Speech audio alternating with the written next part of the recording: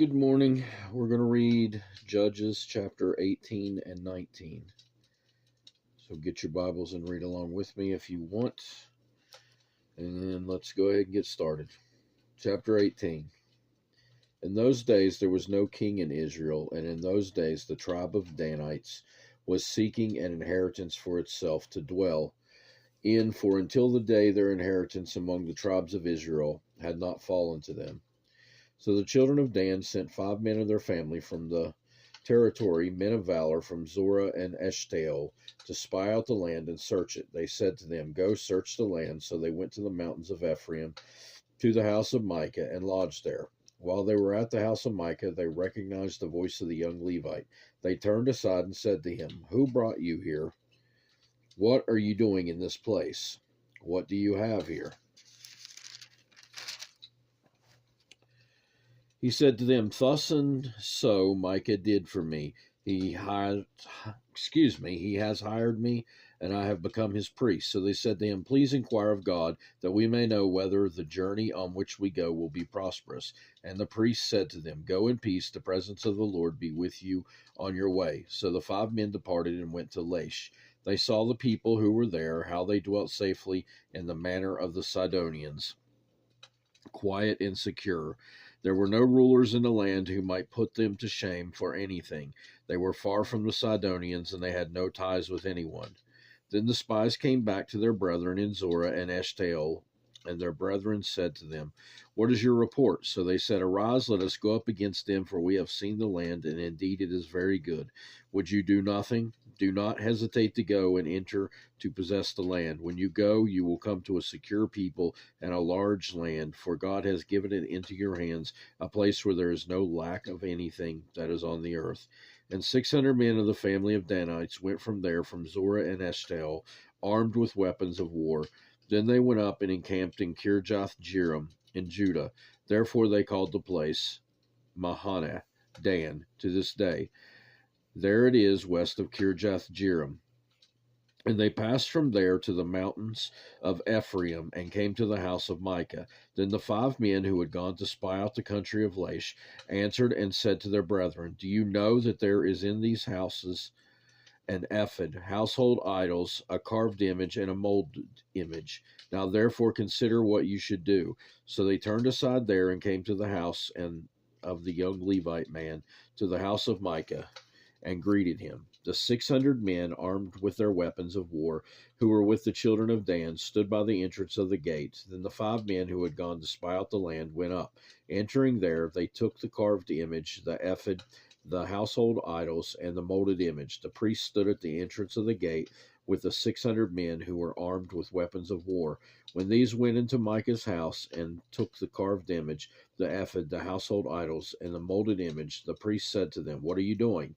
And they said to him, "Be quiet, put your hand over your mouth, and come with us. Be a father and a priest to us. It is better for you to be a priest to the household of one man, or that you be a priest to a tribe and a family in Israel." So the priest's heart was glad, and he took the ephod and the household idols and carved image, and took his place among the people. Then they turned and departed, and put the little ones, the livestock, and the goods in front of them. When they were a good way from the house of Micah, the men who were in the houses near Micah's house gathered together and overtook the children of Dan.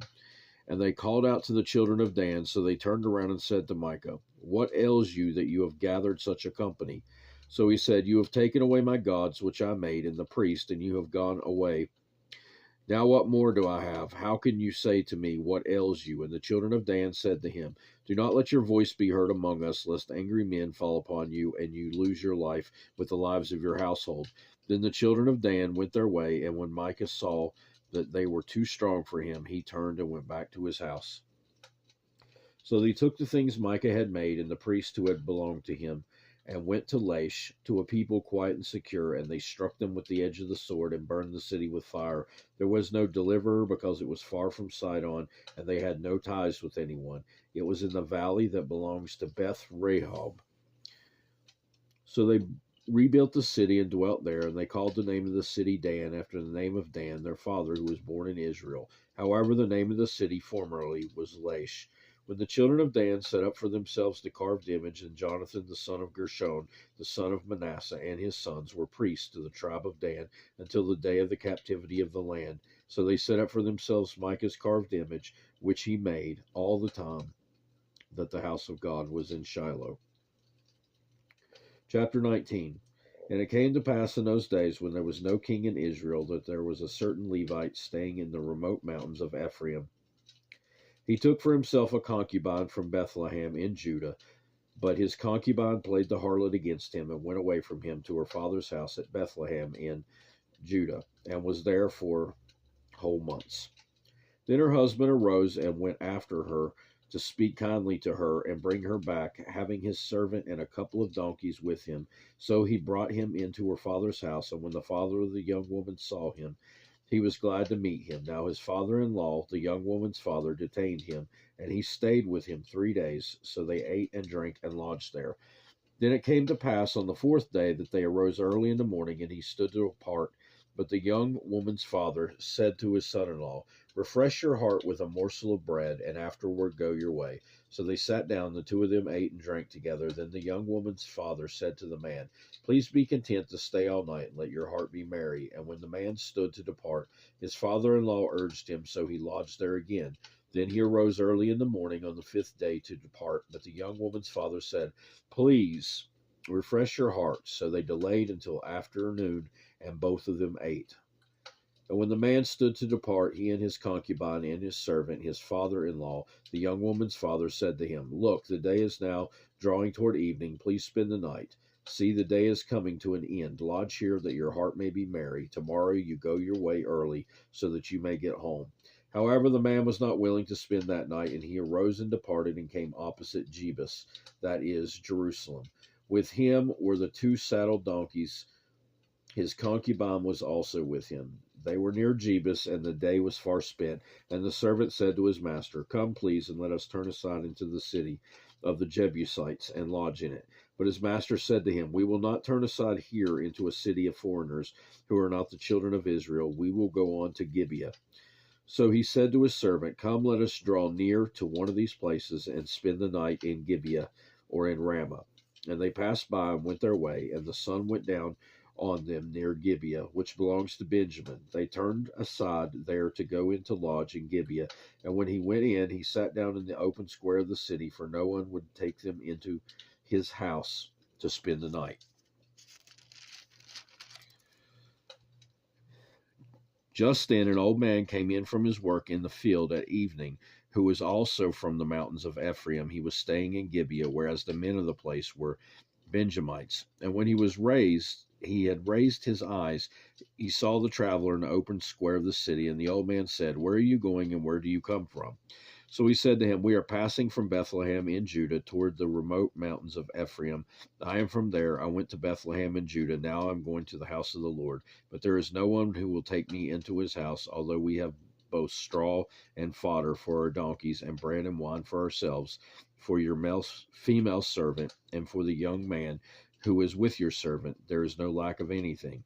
And the old man said, Peace be with you. However, let all your needs be my responsibility. Only do not spend the night in the open square. So he brought him into his house and gave fodder to the donkeys, and they washed their feet and ate and drank. As they were enjoying themselves, suddenly certain men of the city, perverted men, surrounding the house, and beat on the door. They spoke to the master of the house, the old man, saying, Bring out the man who came to your house, that we may know him carnally. But the master of the house, went out to them and said to them, No, my brethren, I beg you, do not act so wickedly. Seeing this man has come into my house, do not commit this outrage. Look, here is my virgin daughter and the man's concubine. Let me bring them out now. Humble them and do with them as you please, but to this man do not do such a vile thing. But the men would not heed him, so the man took his concubine and brought her out to them, and they knew her and abused her all night until morning. And when the day began to break, they let her go. Then the woman came as the day was dawning, and fell down at the door at the man's house where her master was till it was light. When her master arose in the morning and opened the doors of the house and went out to go his way, there was his concubine fallen at the door of the house with her hands on the threshold. And he said to her, Get up and let us be going. But there was no answer. So the man lifted her onto the donkey, and the man got up and went to his place. When he entered his house, he took a knife, laid hold of his concubine, and divided her into 12 pieces, limb by limb, and sent her throughout all the territory of Israel. And so it was that all who saw it said, No such deed has been done or seen from the day that the children of Israel come up from the land of Egypt until this day. Consider it, confer, and speak up. And that will do it for this time. God willing, we'll return to read the last 2 chapters of Judges soon. Please read your Bibles for yourselves. I hope you have a great rest of your day. Goodbye.